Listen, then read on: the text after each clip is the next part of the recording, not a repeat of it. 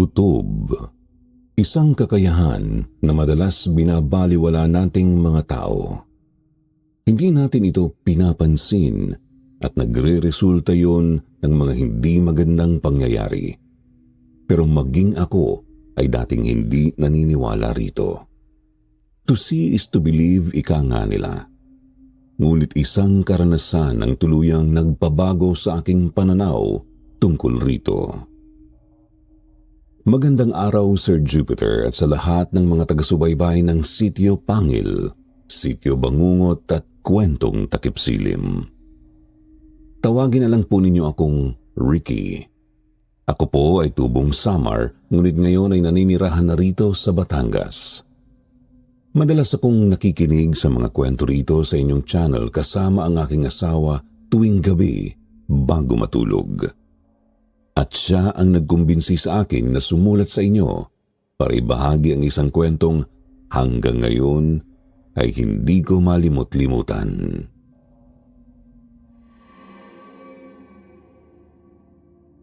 Noong 1991, nang lumuwas ako ng Maynila mula Samar para magtrabaho, mahirap kasi ang buhay sa probinsya. Kaya kagaya ng ibang taga-amin, inakala kong gaganda ang buhay ko kapag nakapunta ako ng Maynila. Dala lamang ang lakas ng loob at kaunting ipon ay nakipagsapalaran ako sa Maynila. Ngunit hindi rin pala ganoon kadali ang buhay doon. Nahirapan akong humanap ng trabaho hanggang sa makapasok ako sa isang gulayan sa isang malaking palengke. At doon ay natuto akong magmaneho. Lumipas ang 8 taon ay nagkasakit ang aking ama. Hindi na naging sapat ang kinikita ko sa palengke. Dito na ako naghanap ng ibang trabaho. Hanggang sa narinig ko mula sa amo ko noon na maaari akong mag-apply bilang driver sa Saudi.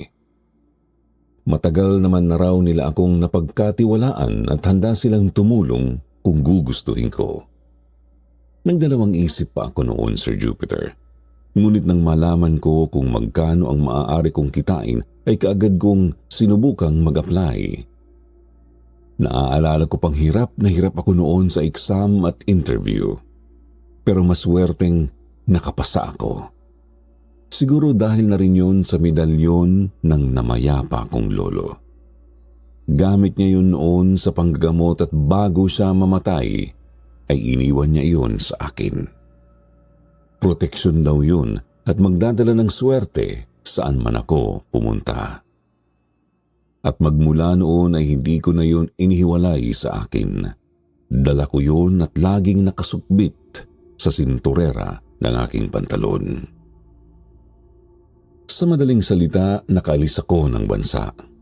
Hindi ko malilimutan ang lakas ng kabog ng aking dibdib habang nasa eroplano noon. Hindi pagkasabik ang nararamdaman ko noon kung hindi takot. Takot dahil hindi ko alam kung anong kapalaran ang naghihintay sa akin sa Saudi.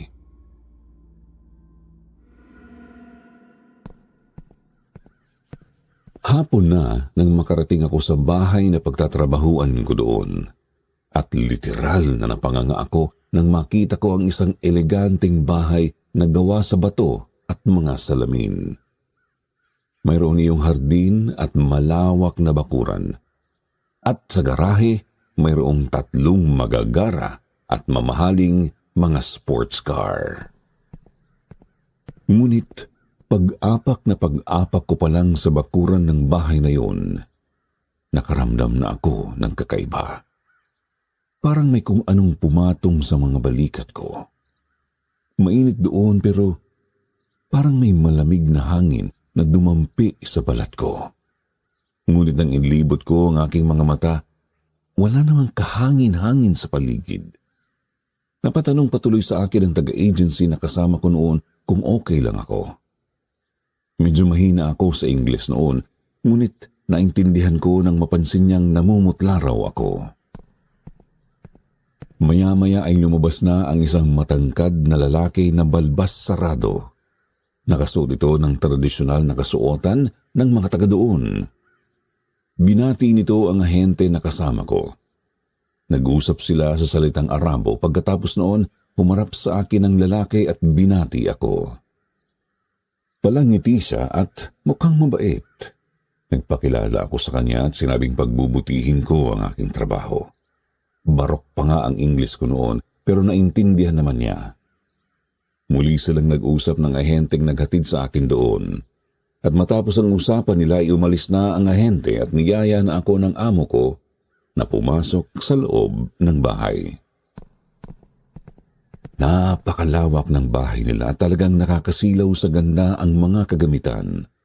Nailang ako na gumalaw sa loob, natakot ako na baka may mabasag ako o masira.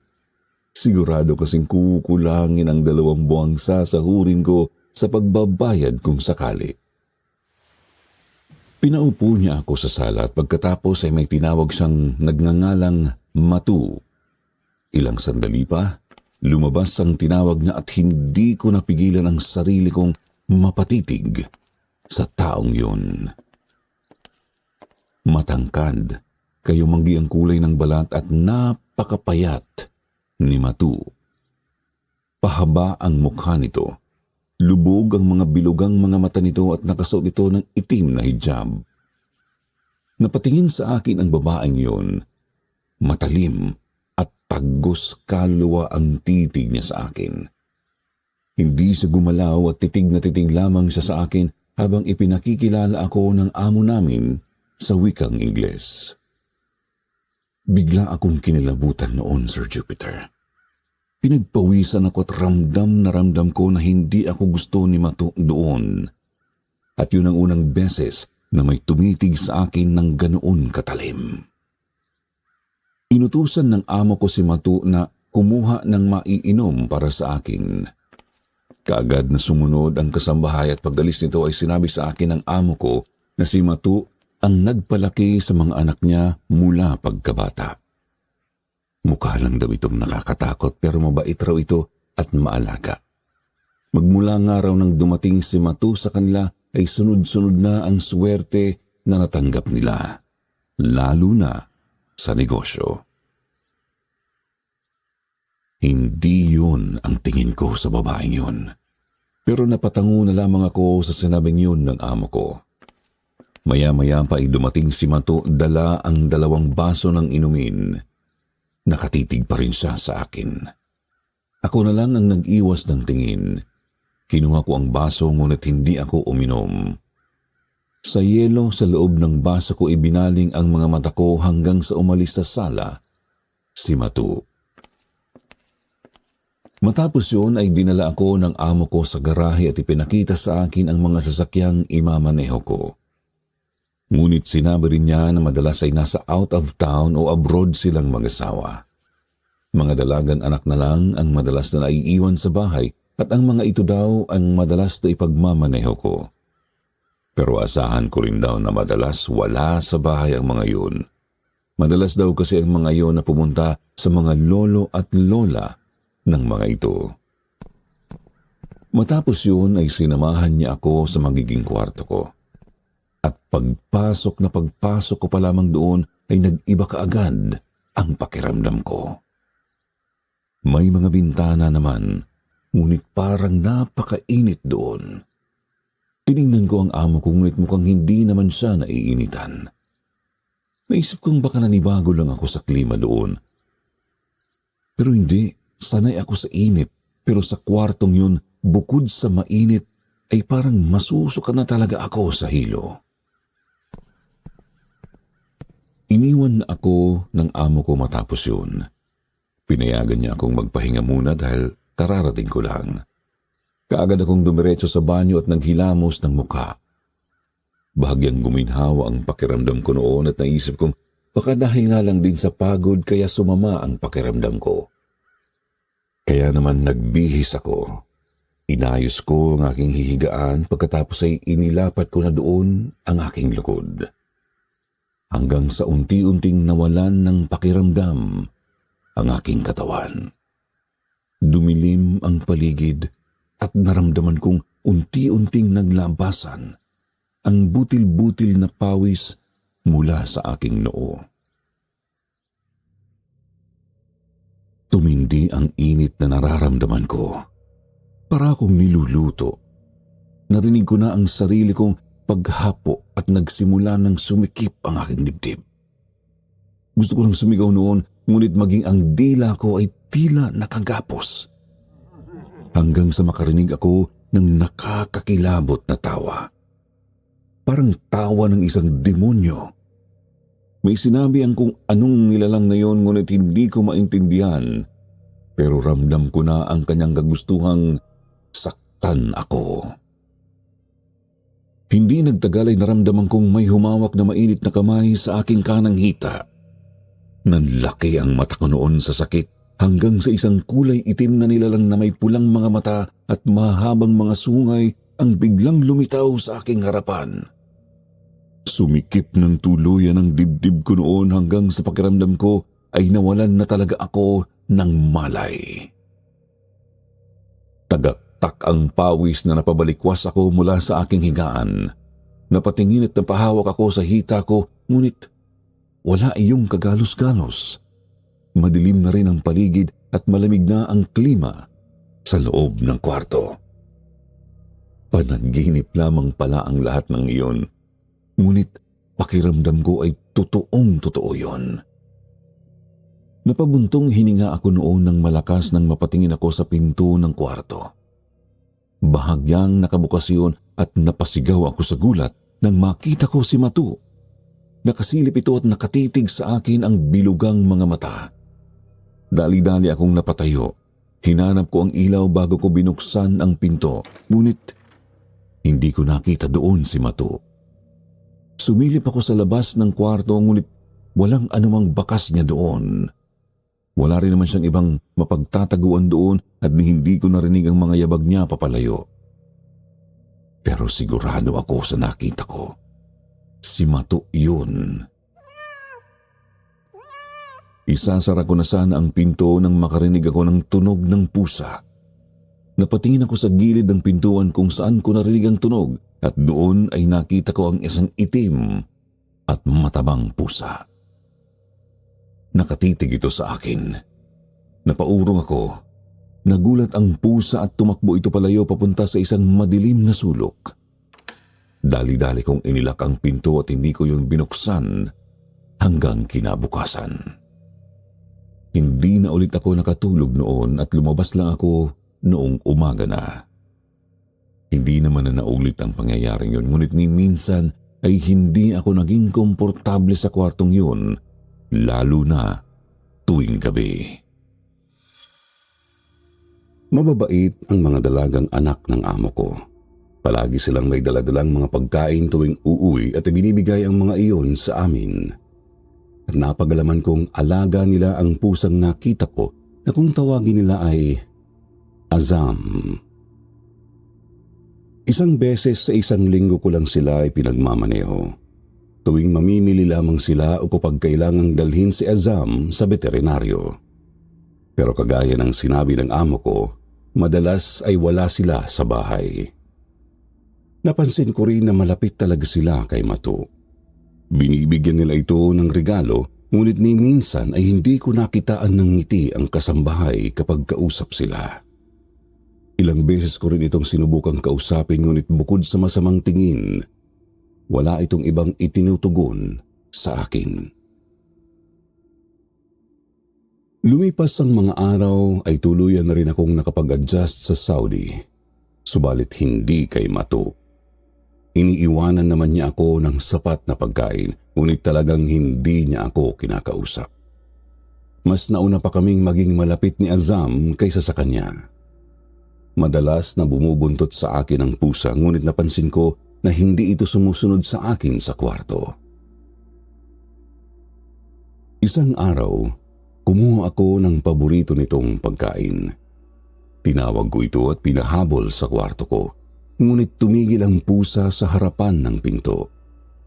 Nakatitig lang siya sa akin at pagkatapos ay tumakbo papalayo.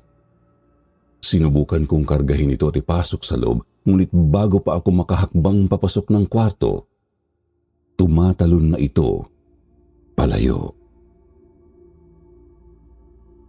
Hindi nagtagal ay hindi na pagmamaneho ang naging trabaho ko doon. Dahil sa bihira ko silang ipag-drive ay inuutusan na lang nila ako ng iba pang mga gawain. Naging hardinero na ako, tubero at karpintero. Pero ayos lang, sumasahod naman ako ng maayos at mababait naman ang mga amo ko. Kaya hindi na ako nagreklamo pa.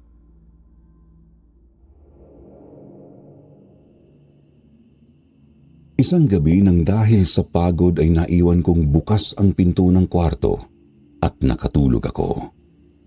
Malalim na ang gabi noon nang maalimpungatan ako. Naramdaman ko kasing may humaplos sa kanang braso ko. Halos pikit pa ang aking mga mata nang dahan-dahan akong umupo. Ngunit nang mapatingin ako sa pinto ay kumabog ng malakas ang aking dibdib.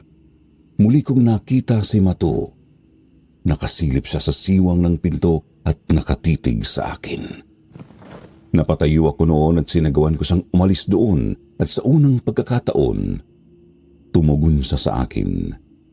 Sinabi niya na siguraduhin ko raw na nakasara ang pinto ko bago matulog. May magnanakaw raw kasi na gumagala sa lugar, ngunit hindi na ako sumagot noon. Tumakbo ako papunta sa pinto. Itinulak ko yun sa baylak at muli, hindi na ako nakatulog noon.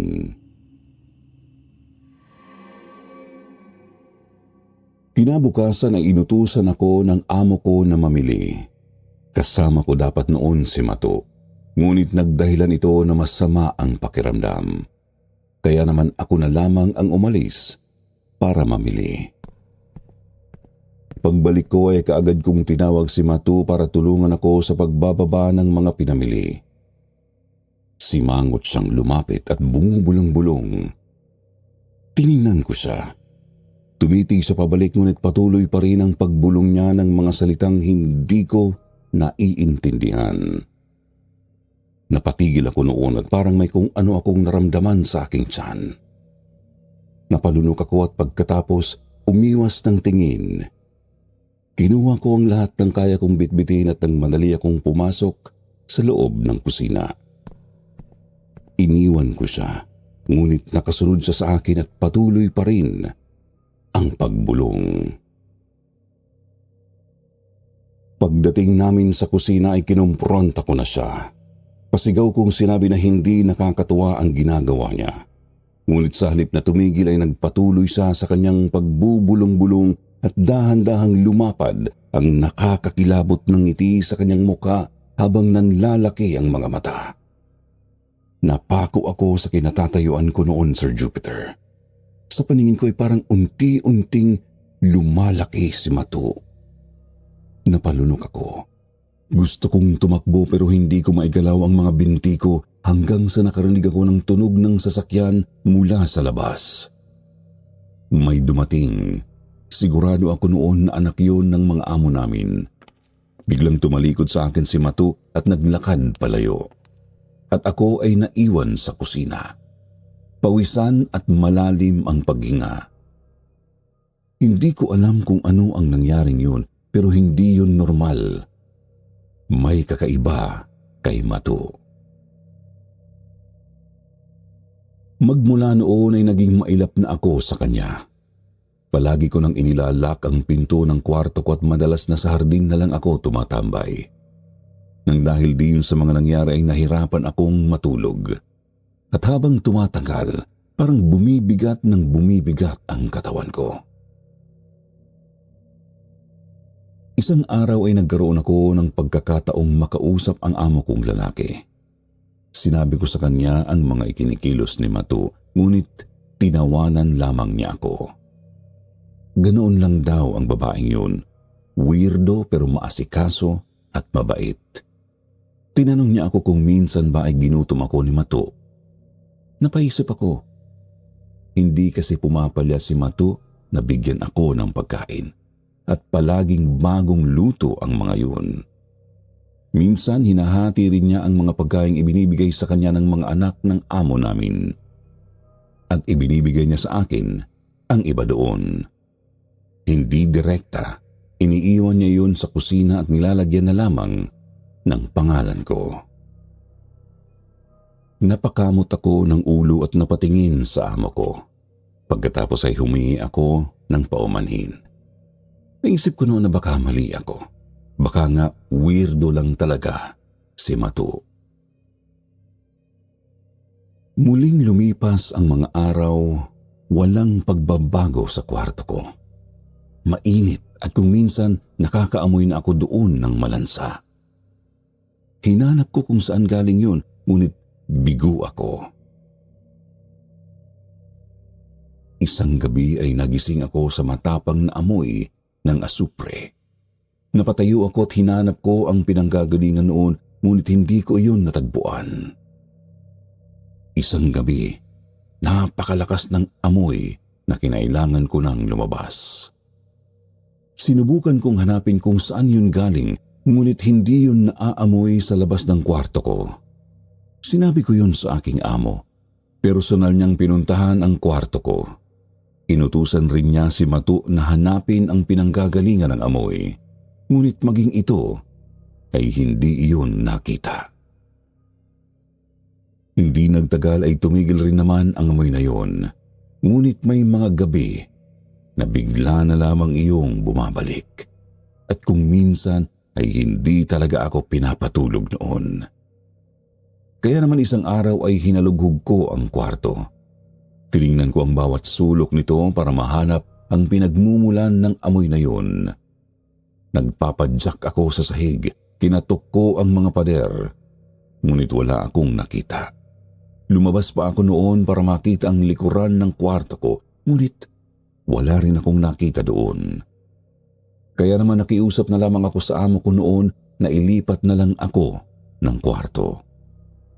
Pumayag naman siya basta hanapin ko raw kung saan nanggagaling ang amoy doon. Sa bago kong kwarto ay pumapasok na si Azam. Tumatambay na ito doon, nakikipaglaro at kung minsan ay doon na natutulog. At magmula noon ay nakakatulog na ako ng mahimbing tuwing gabi.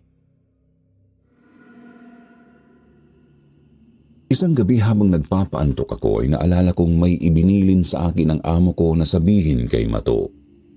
Tungkol iyon sa mga kailangang bilhin para sa bahay. Kailangan na yun at minamadali ang pagbili, kaya naman bumangon ako para hanapin siya.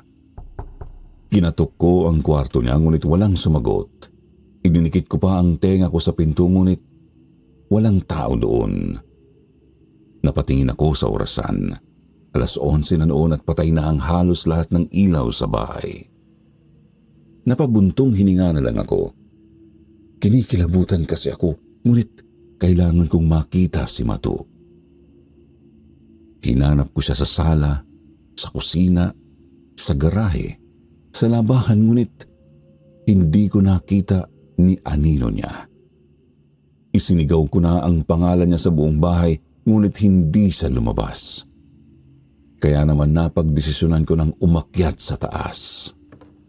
Sa gilid ng daan ay kita ang hardin sa labas. Paakyat na ako noon nang may napansin akong gumalaw sa may hardin. Tumigil ako at tinitigan yun. Napakapit na lang ako sa hawakan ng hagdan nang makita ko kung ano ang gumagalaw na yun.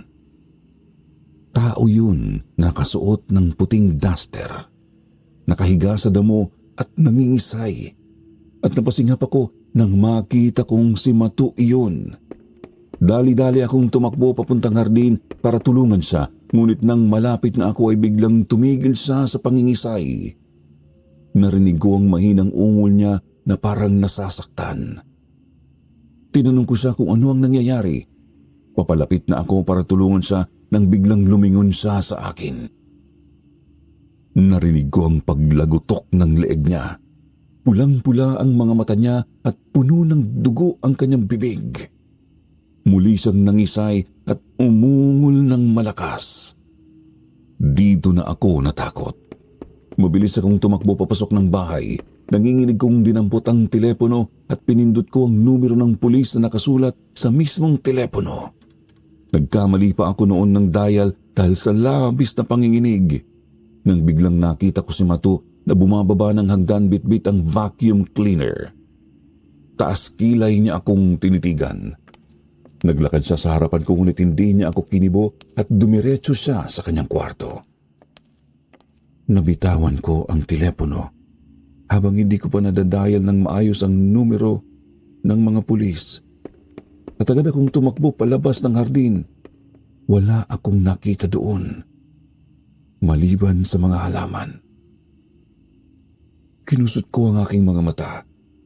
Sinampal ko pa ang aking muka sa pag-aakalang nananaginip ako.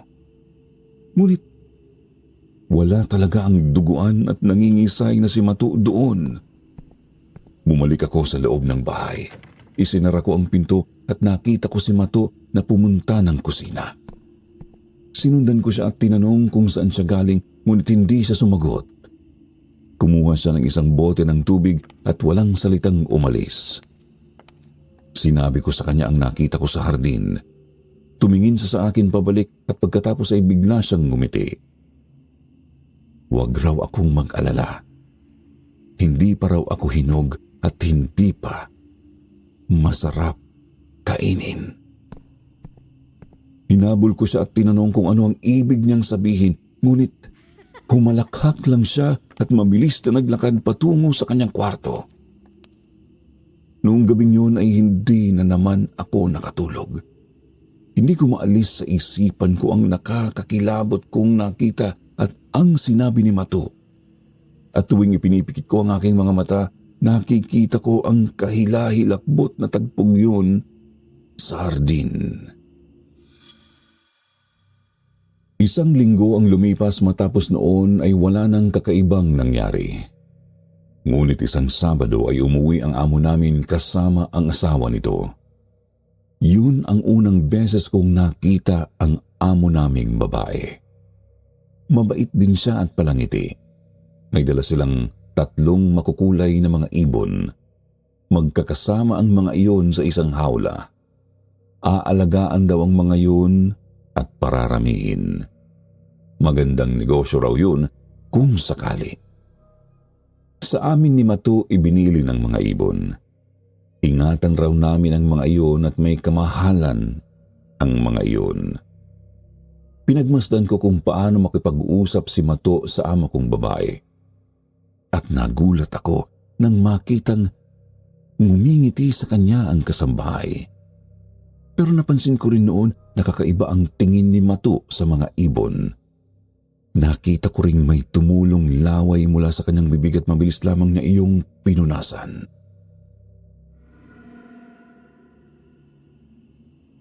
Isang gabi ay naalimpungatan akong muli.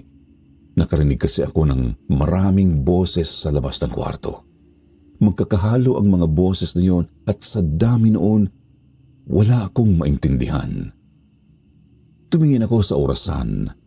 Pasado 3:00 na noon kaya napaisip ako kung bakit maraming tao sa bahay. Pinakinggan ko yun, ngunit unti-unti iyong humina at nawala. Tumayo ako. Pinindot ko ang switch ng ilaw ngunit hindi iyon sumindi. Ilang beses kong sinubukan ngunit wala talaga. Inilapit ko ang tenga ko sa pinto at natigilan ako nang marinig ko ang pangalan ko na binanggit ng isang lalaki. Hindi ganoon kalakas pero sigurado ako sa narinig ko. Tapos nasundan yun ng tawanan ng maraming mga tao. Kumuha ko ng flashlight at dinampot ko rin ang medalyon ng lolo ko. Inilagay ko iyon sa aking bulsa at pagkatapos lumabas na ako ng kwarto. Madilim at halos walang makita kung walang flashlight. Naririnig ko pa rin ang mahinang tawanan at mga salitang hindi ko naiintindihan hanggang sa makarating ako sa sala. Sinubukan kong buksan ang ilaw doon ngunit hindi rin sumindi ang mga yon. Halos mapatalon ako sa gulat nang matutukan ko ng flashlight si Matu. Nakaupo siya sa sofa at sa harapan niya ay isang tasa na hindi ko alam kung ano ang laman. Tinanong ko siya kung bakit walang kuryente, ngunit hindi siya sumagot. Tiningnan lang niya ako at pagkatapos ay uminom siya sa tasa. nawala na rin ang mga naririnig kong boses. Inilibot ko ang aking paningin sa paligid at napakamot na lamang ako ng ulo nang makitang walang ibang tao doon bukod sa aming dalawa. Dahil hindi sa sumagot ay nagmamadali kong pinuntahan ang electrical room ng bahay. At lalo akong kinutuban ng masama nang makitang nakababa ang lahat ng switch doon. Itinaas ko ang mga yon at nagsimulang magsiilawan ang ilan sa mga ilaw sa loob ng bahay. Bumalik ako sa sala para kumprontahin si Matu at tanungin kung bakit nakababa ang mga main switch ng bahay, ngunit wala na siya doon. Pinuntahan ko siya sa kanyang kwarto pero hindi niya ako pinagbuksan. Masama na talaga ang kutob ko noong mga oras na yon. Kaya naman bumalik na lang ako sa kwarto ko at inilak ko ang pinto. Muli, hindi ako nakatulog. Lumipas ang magdamag na nakatingin lamang ako sa pinto habang panay ang buntong hininga.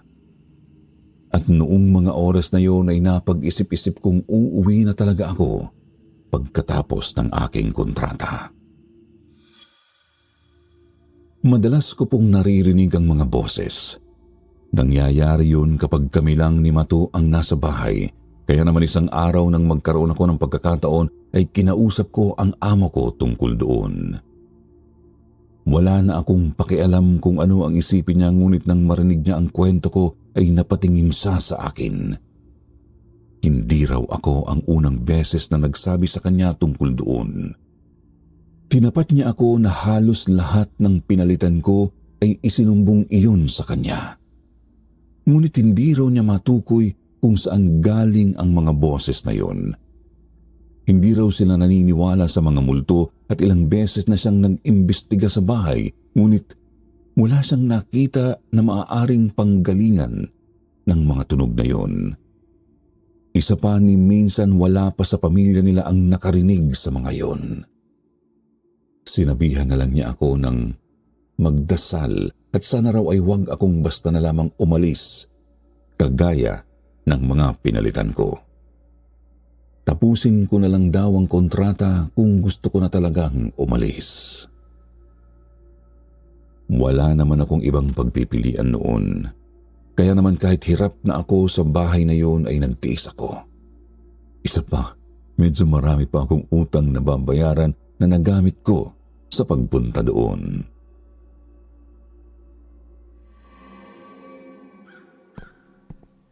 Isang umaga bago ako pumunta sa garahe para maglinis ng mga sasakyan ay pinuntahan ko muna ang mga ibon sa hardin. Minsan kasi ay puno na ang pansalo ng dumi nito sa ilalim ng hawla at hindi man lang nililinis yon ni Matu. Ngunit nanlaki ang mga mata ko at nagbutil-butil ang pawis ko sa noo nang makita ang hawla. Bukas ang pintuan noon at wala na doon ang mga ibon. Tumakbo ako at nilapitan niyon at lalo akong kinain ng pag-aalala nang makita ang bakas ng dugo sa hawla. Nagkalat rin ang dugoang balahibo sa loob noon. Mahal daw ang mga ibong iyon at siguradong malilintikan kami kapag nalaman ng mga amo namin ang nangyaring iyon. Tumakbo ako sa loob ng bahay at kaagad kong hinanap si Matu. Kagaya ng dati, hindi sa lumalabas. Kaya dumiretso ako sa kwarto niya at kinalampag ko na iyon. Halos masira ko na ang pinto nang dahan-dahan niya iyong buksan. At napasimangot ako nang sumingaw mula sa kwarto niya ang isang kakaibang amoy. Hindi ko mawari kung anong kemikal yun, pero ang sakit sa ilong. Nanlalaki ang mga mata niyang tinanong ako kung ano ang nangyari. Pero hindi ako nagpasindak. Mas nangibabaw ang takot ko na malaman ng mga amo namin ang nangyari sa mga ibon. Sinabi ko sa kanya ang nakita ko at sinabihan niya akong nababaliw. Isinara niya ang pinto ngunit kaagad ding lumabas suot ang isang bathrobe. Naglakad siya papunta sa hardin. Sinundan ko siya at nang tumapat na siya sa hawla ay nakita kong ngumiti siya. Ngunit nang humarap siya sa akin ay wala na ang ngiting yun. Umatras ako ng 2 hakbang papalayo sa kanya, saka ko itinanong kung ano ang nangyari.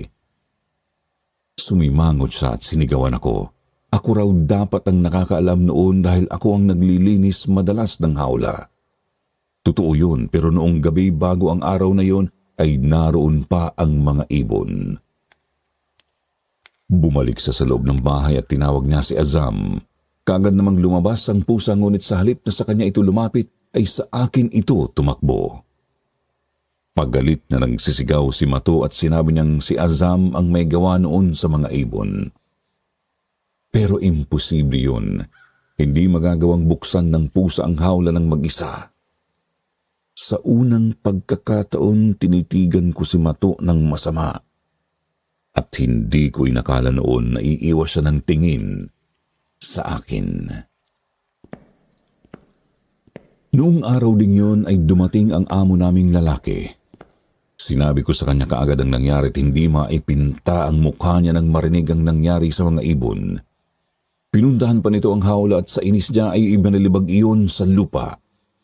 Napakamahal raw ng mga ibong yun at sigurado raw na malulungkot ang asawa niya sa oras na malaman ang nangyari sa mga yun. Humingi naman ako ng pasensya kahit na wala naman talaga akong kasalanan. Dumating si Mato at sinabi nitong si Azam nga raw ang may gawa noon. Pero sinabi kong imposibleng mabuksan yun ni Azam. Tiningnan kami ng masama ng amo namin. Napayuko ako noon at nanliit. Pero nagulat na lang ako nang mahinahon niyang itinayo ang ibinatong hawla. Sabay sinabi niyang hayaan na namin yun. Sana nga lang daw ay mas naging responsable kaming dalawa, lalo na sa mga gamit at mga ari-arian sa bahay. Nang marinig ko yun ay gumaan ang aking dibdib. Nakahinga ako ng maluwag. Tumalikod ang amo namin. Humingi muli ako ng tawad ngunit hindi na ito sumagot. Napatingin naman ako kay Mato at nakita ko itong nakangiti habang pinaglalaroan ng dila ang kanyang mga labi. Iniwas ko ang tingin ko sa kanya at nagsimula na akong maglinis doon. Lumipas ang mga 1 linggo. Wala naman na pong nangyaring kakaiba. Hanggang isang araw, biglang nawala si Azam. Hindi lumalabas ng gate ang pusang yun. Hanggang doon lang ito sa hardin at kaagad ding pumapasok ng bahay. Madalas rin akong sinasalubong nito sa umaga. Ngunit ng umagang yun ay hindi ko nakita si Azam. Tinawag ko ito para pakainin. Kaagad itong lumalapit kapag kakain na, ngunit hindi siya nagpakita ng mga oras na yun. Hinahanap ko siya kung saan-saan hanggang sa makakita ako ng bakas ng dugo sa gilid ng pinto ng banyo. Hinawakan ko yun. Sariwa pa yun at halos hindi pa natutuyo. Kinutuban na ako ng masama. Lumingon-lingon ako at umasang makikita si Azam. Tinawag ko ito ng malakas, ngunit hindi ito nagpakita. Lumabas ng kwarto si Mato. Tiningnan niya ako. Pagkatapos ay nanlaki ang mga mata niya at namilog ang bibig nang makita ang dugo sa may banyo. Sabay tanong kung ano raw ang ginawa ko kay Azam. Umaarte pa raw ako na kunwari ay hinahanap ko ang pusa pero pinatay ko na raw ito. Tumayo ako at hinarap siya at sinabi kong hindi ko yun magagawa sa pusa. Pero ngumisi lang siya. Tatawagan raw niya ang amo namin at sasabihin ang ginawa ko. Sigurado raw na makukulong at mapaparusahan ako ng dahil doon. Naglakad siya papunta sa sala kung nasaan ang telepono. Hinawakan ko siya sa pulsuhan para pigilan siya. Ngunit nang pumalag siya ay halos tumalsik ang braso ko. Napakalakas niya. Tinitigan niya ako sabay bulyaw na wala akong karapatan na hawakan siya. Kinuha niya ang telepono at nag-dial doon. Mabuti na lamang at walang sumagot. Muli siyang nag-dial ngunit sa pangalawang pagkakataon, wala pa ring sumagot sa kanya. Padabog niyang ibinaba ang telepono at pagkatapos ay walang kibo na umalis doon. Hinabol ko siya, ngunit humarap siya sa akin at napatigil ako noon. Para bang bigla na lamang napako ang mga paa ko sa sahig at nagsimulang tumulo ang pawis mula sa aking noo. Ni hindi ako nakapagsalita hanggang sa makarating siya sa kusina at mawala sa paningin ko. Hindi ko na siya ginambala ng araw na yun. Inihanda ko na lang ang sarili ko sa pagpapaliwanag sa amo namin. Wala akong ginawa. Hindi ko sinaktan si Azam at sapat na yun para hindi ako matakot. Nagtrabaho ako matapos noon, ngunit sumapit na ang gabi ay hindi pa umuuwi ang amo namin. Ilang beses kong nakita si Mato na tumawag sa telepono ngunit walang sumasagot dito. Muli akong nahirapang matulog noong gabing yun. Nag-aalala ako na baka ako talaga ang masisi sa pagkawala ni Azam. Natatakot ako na baka malaki ang kaparusaan noon sa bansang yun. Isa pa pangalawang insidente na iyon na masasangkot ako at siguradong hindi na ako pagbibigyan ng amo ko. Habang pinipilit kong matulog ay nakaramdam ako ng uhaw. Umupo ako para abutin ang pitsel na lagayan ko ng tubig, ngunit wala na iyong laman. Muli na lamang akong humiga, ngunit talagang nauuhaw na ako at nangangati ang aking lalamunan. Tumingin muna ako sa orasan. 10 minuto na ang nakalilipas magmula ng mag-12.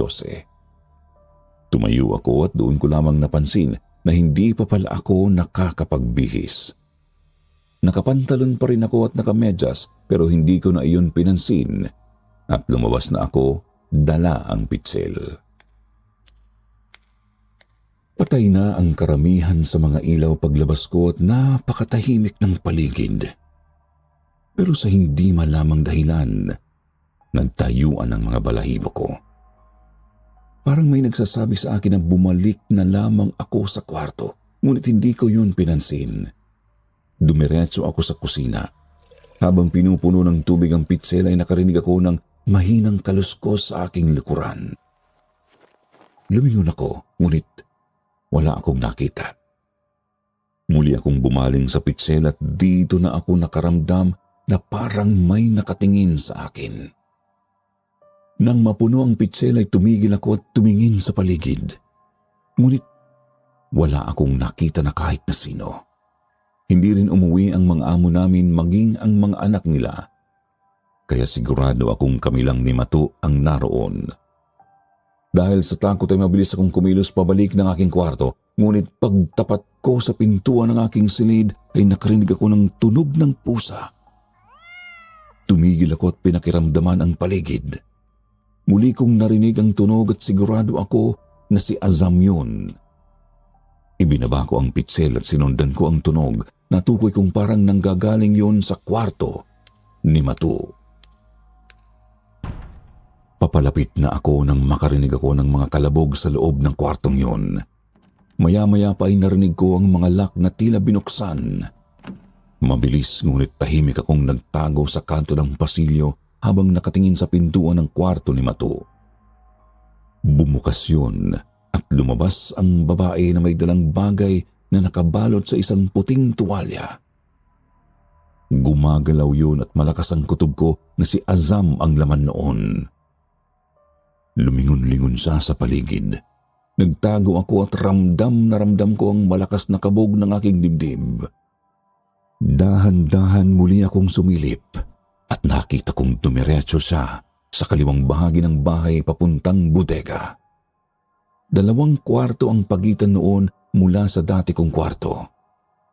Naisip ko noon na itinago niya si Azam para mapasama ako sa mga amo namin. Napalitan ng inis at galit ang takot na nararamdaman ko noon. Dahan-dahan akong sumunod sa kanya. Gusto kong malaman kung saan niya dadalhin si Azam at kung ano ang gagawin niya rito. Muli kong narinig si Azam at para itong nasasaktan. Nakita kong pumasok siya sa bodega. Walang ibang lagusan doon kaya naman tinipon ko lang lahat ng lakas ng loob ko para kumprontahin siya at mahuli sa aktong sinasaktan ang pusa.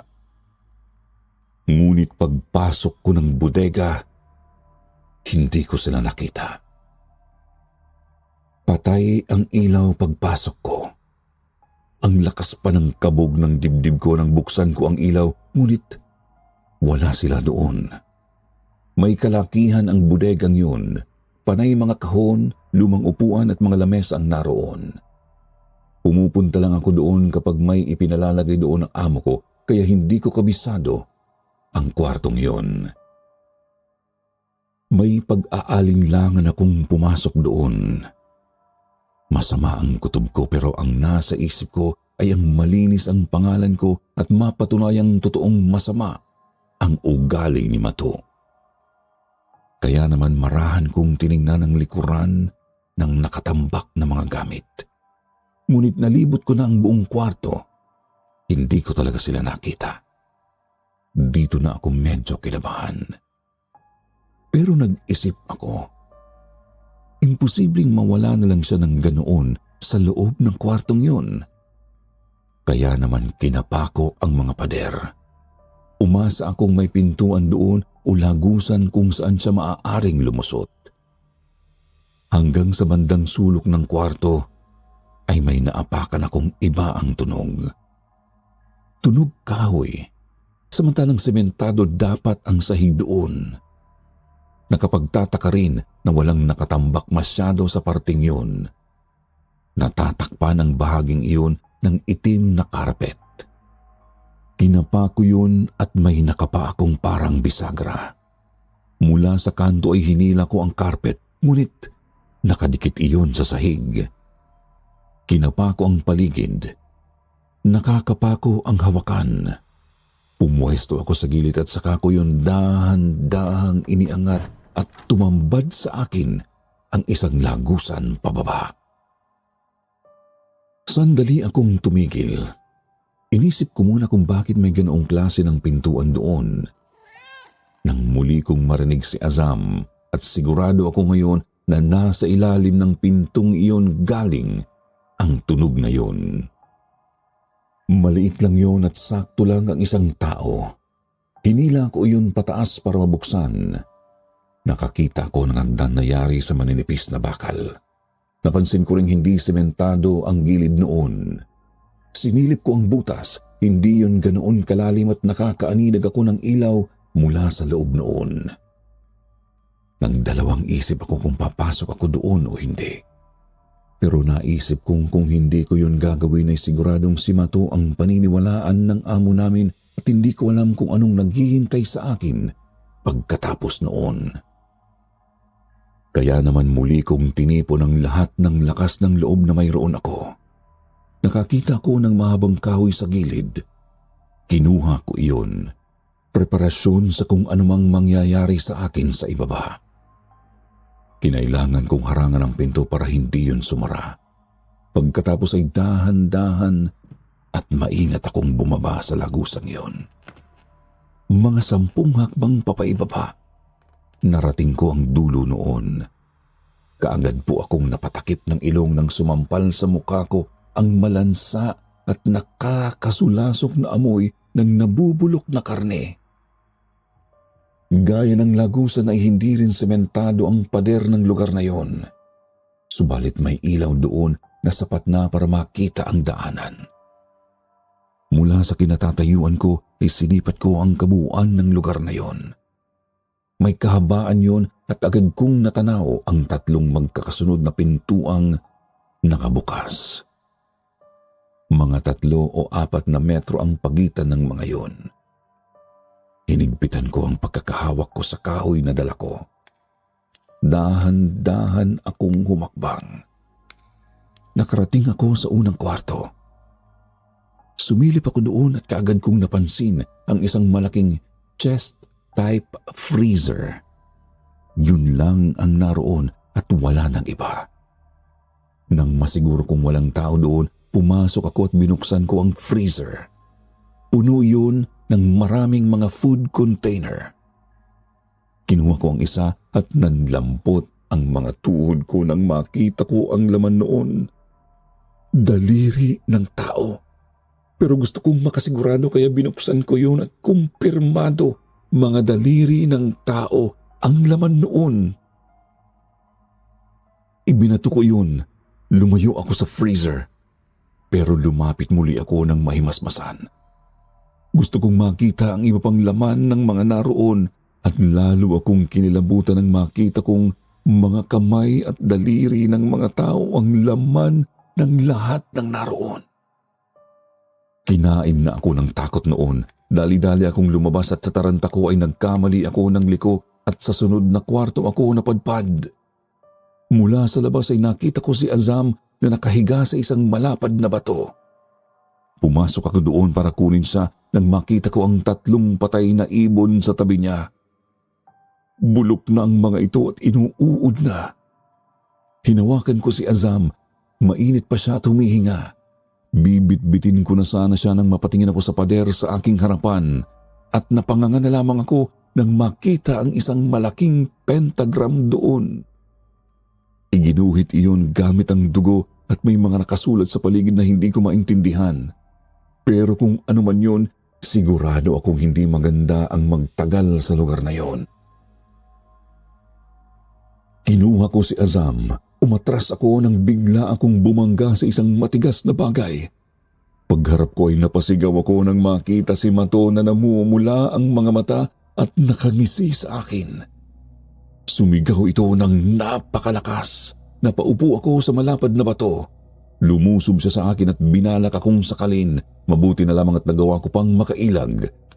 Dali-dali akong tumakbo palabas ng kwartong yun. Mabuti na lamang at tatako ang daan papunta sa hagdanan. Mabilis akong tumalon doon. Nasa kalahati na ako nang bigla akong madulas. Mabuti na lang at naikapit ko sa hawakan ang isang kamay habang yakap ang pusa sa kabila. Subalit muli akong napasigaw at halos atakihin na sa puso nang maramdaman kong may humaltak sa paa ko. Pagtingin ko ay si Mato yun, ngunit iba na ang kanyang hitsura. Nakalabas ang matatalas ng ngipin at matutulis na rin ang kanyang mga kuko. Naramdaman kong bumaon sa binti ko ang mga kuko niya. Pinilit kong sumipa at maswerteng nagawa kong makatakas. Dali-dali akong umakyat at tumakbo ako sa sala. Ngunit mabilis si Mato. Kaagad siyang nakasunod sa akin. Sumisigaw siya ng mga salitang hindi ko naiintindihan. Biglang namatay ang mga ilaw at tanging ang ilaw na lamang mula sa labas ang nagbigay liwanag sa bahay. Palabas na sana ako noon nang bigla akong matalisod sa isang upuan. Nadapa ako at tumilapon si Azam. Tatayo sana ako nang maramdaman kong masakit ang tuhod ko. Grabe na rin ang pagdurugo ng aking kanang binti. Narinig kong tumawa si Mato. Humarap ako sa kanya at nakita ko siyang dahan-dahang lumalapit sa akin. Nakiusap ako sa kanya na huwag akong saktan. Ngunit walang tumalab at tinawanan lamang niya ako. Halos maihina ako sa takot. Basang-basa na ako ng pawis at pakiramdam ko noon aatakihin na ako sa puso. Nang mga oras na yun na alam ko na ang maaaring sapitin ko. Subalit ng mga 2 hakbang na lamang siya mula sa akin, bigla siyang tumigil. Umungol siya at nagsisigaw. Nagtaka ako kung bakit at napansin kong napatingin siya sa medalyon ng lolo ko na nakasabit sa sinturera ng pantalon ko. Kinuha ko yun at itinapat sa kanya. Napaurong si Mato. Sumigaw ito na parang nagbabanta bago ito tumakbo papalabas. Sira ang pinto ng bahay. Hinabol ko siya at nagsisigaw ako ng tulong sa mga kapitbahay at sa kung sino mang naroon. Ngunit walang katao-tao doon. Mabilis na tumakbo si Mato at mabilis din siyang nawala sa paningin ko. Sa takot ko noon na balikan niya ako ay tumawag ako agad ng pulis. Tinawagan naman ng mga pulis ang amo ko at halos sabay silang dumating. Gulat na gulat ang amo ko sa hitsura ng bahay. Sinabi kong kagagawan iyon lahat ni Mato. Dinala ko ang mga pulis sa lagusan sa mga bodega at maging sila ay nagulat sa kanilang nakita. Maging ang amo ko ay talagang napanganga na lamang doon. Kung nakinig lamang sana raw siya noon pa lang sa mga reklamo ng mga nauna sa akin, hindi na siguro aabot sa ganito ang lahat. Sinabi ko sa kanya at sa mga pulis ang naging hitsura ni Mato noong hinabol niya ako. Ngunit wala na silang naging komento doon. Nalaman ko rin ang kwarto kung saan ko nakita ang malaking pentagram ay nakatapat mismo sa dati kong silid. Naisip ko na yun ang dahilan ng lahat ng naaamoy, narinig at naramdaman ko noong bago pa lamang ako. Hinalughog nila ang kwarto ni Mato. Nakakita sila doon ng mga ID ng iba't ibang mga tao. May bahid pa ng dugo ang iba doon. Ngunit ang mas nakakakilabot ay ang mga pinatuyong tenga ng tao na nakita sa damitan ni Mato.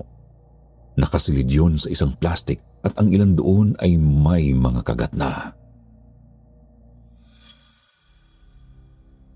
Kinabukasan ay kaagad na nag-report ng mga pulis sa embahada ng bansa ni Mato. Ngunit napag-alaman nila na ang Mato na nasa ID nito ay matagal nang patay. Nag-imbestiga pa sila at napatunayan na peke lahat ng papeles ni Mato. Magiging malaking balita sana yun noon, ngunit nakiusap ang amo ko na tahimik lamang na hanapin ng mga pulis si Mato. Ayaw raw niya ng ingay at iskandalo, lalo na at marami siyang inaasikaso at baka madamay pa ang kanyang pamilya.